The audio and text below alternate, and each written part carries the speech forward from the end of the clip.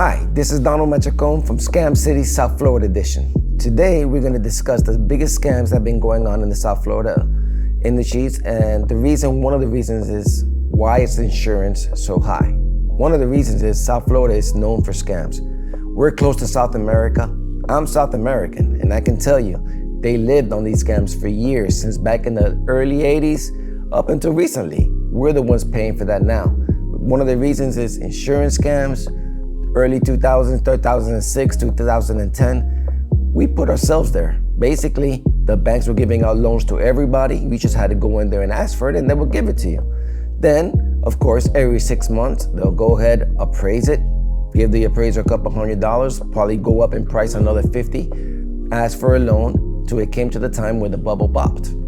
The bubble popped.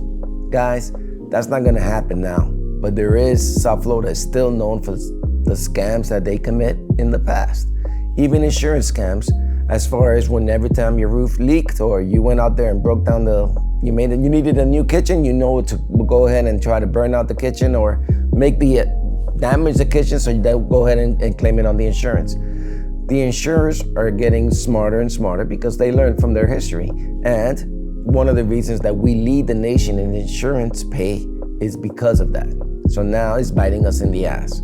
We need to work together as far as stop with this insurance scams, because the middle class needs to continue to live here.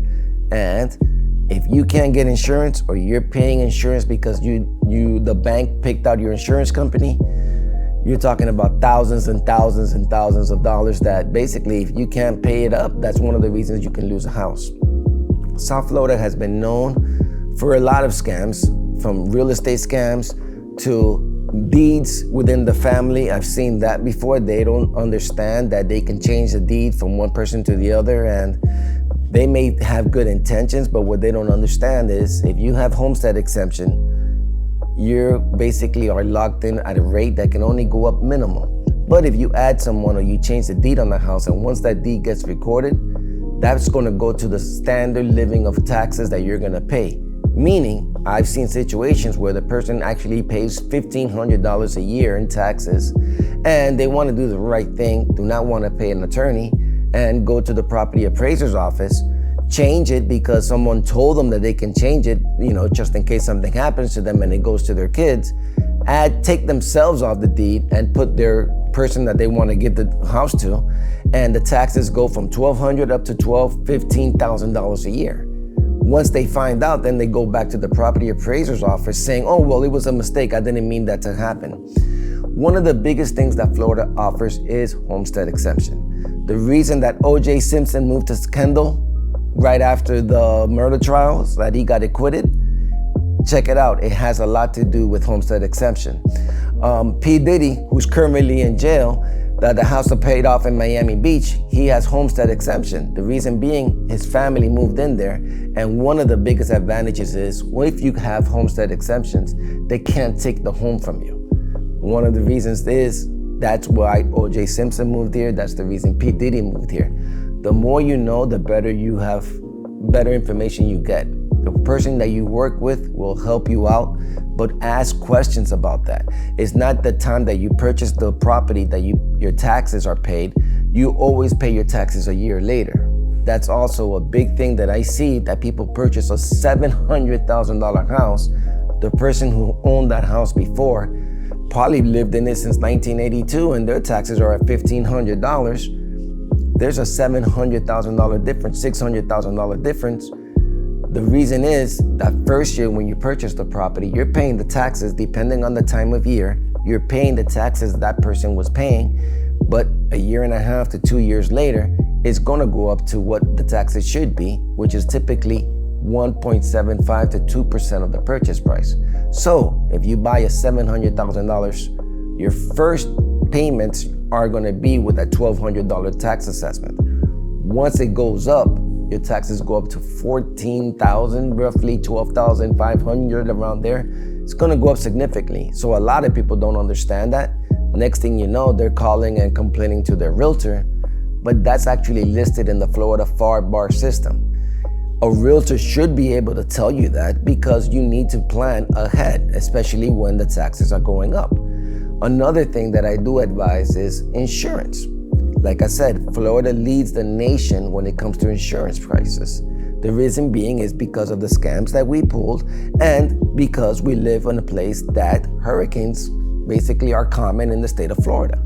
So that's the reason that we pay insurance. But there's a lot of things that you can do, and the insurance don't want you to know that, and that's where the experience comes in. You're allowed to change insurances whenever you want. A lot of insurance basically goes up years after years. The only reason is because they know most people will not go ahead and search for different insurance companies.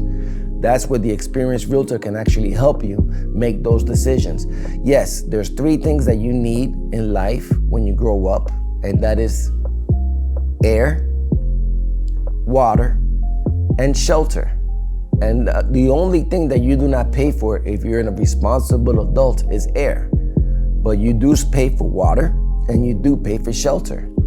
I'm a big proponent to go ahead and have ownership, not necessarily in South Florida because I know it's very expensive to live here, but anywhere because at least you can minimize your cost. The more information that you know, the better situations and the better decisions that you can make.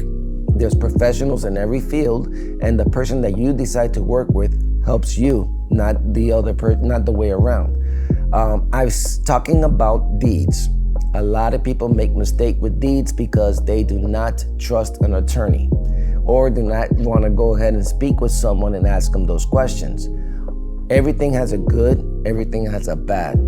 But like I said continuously, and I will continuously say this, is the more information that you know, the better decisions that you can make. And just like everything else, you learn from your mistakes, but it's okay to contact a realtor. It's okay to speak with your lender who helped you purchase the property and ask them those questions. Because believe it or not, as many realtors as there are here in South Florida, and there's over 5,000 licensed realtors, I can probably say a quarter of them do not have the knowledge that an experienced realtor does. Not just a realtor, a lender. Work with a lender that can help you as far as getting the best interest rates, can give you different options when it comes to insurances, things that you can do. There are things to lower your insurance, and like I said before, hurricanes is a big issue here, but there are 3 things that you need to help lower your insurance cost. Basically, is have an updated electrical system, have a newer roof depending on the type of roof, and don't have no claims.